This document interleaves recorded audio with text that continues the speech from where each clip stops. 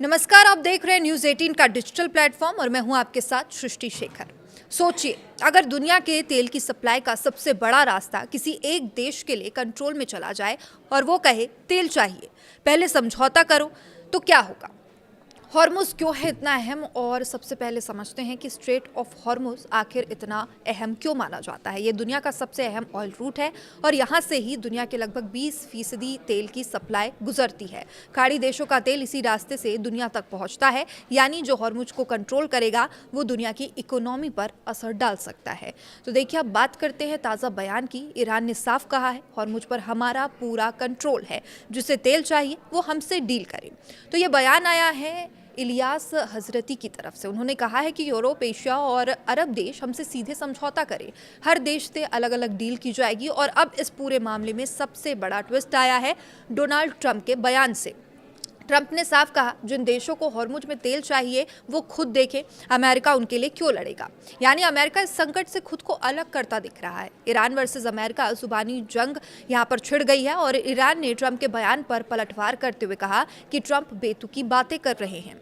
पूरी दुनिया जानती है हॉर्मुज़ हमारे कंट्रोल में है और ये बयान इस बात का संकेत है कि तनाव सिर्फ कम नहीं हुआ बल्कि और बढ़ सकता है। अब यहाँ एक और अहम खिलाड़ी है, ओमान के विदेश मंत्री अब्बास अरागची। ओमान के विदेश मंत्री। तो देखिए, अब्बास अरागची ने कहा कि हॉर्मुज़ ईरान और ओमान के बीच में है, नियम दोनों देशों को मिलकर तय करने चाहिए, लेकिन ओमान ने अभी तक कोई आधिकारिक प्रतिक्रिया इसमें नहीं दी है। अब बात करते हैं उस प्लान की जो पूरी दुनिया को चौंका सकता है। ईरान चाहता है हॉर्मुज़ से गुजरने वाले हर जहाज से पैसा लिया जाए, इस तरह का टोल सिस्टम लागू किया जाए। और ये सिर्फ प्लान नहीं है, ईरान की संसद में इसका प्रस्ताव भी आ चुका है। ग्राउंड रियलिटी क्या है? इस रिपोर्ट के मुताबिक ईरान फिलहाल सिर्फ अपने दोस्त देशों के जहाज़ों को गुजरने दे रहा है और हर जहाज से लगभग $1 मिलियन लिया जा रहा है। भुगतान चीनी करेंसी में हो रहा है और हॉर्मुज़ से गुजरना अब आसान नहीं है। जहाज़ों को पहले इस्लामिक रिवॉल्यूशनरी गार्ड कॉर्प्स से अनुमति लेनी होती है, उन्हें बताना पड़ता है कि सामान उसमें क्या है और कहाँ से ये आया है। फिर जहाज़ को एक खास रूट से निकाला जाता है। छिपकर कई जहाज क्या इससे गुजर रहे हैं, ये भी सवाल है। तो देखिए, एक रिपोर्ट में चौंकाने वाली बात सामने आई है। कुछ जहाज़ों पर पाकिस्तान का झंडा लगाया जा रहा है ताकि दुश्मन देश उन्हें निशाना ना बनाए। यानी अब ये सिर्फ व्यापार नहीं बल्कि रणनीतिक खेल बन चुका है। तो देखिए, दुनिया पर इससे क्या असर पड़ेगा, ये बड़ा सवाल है।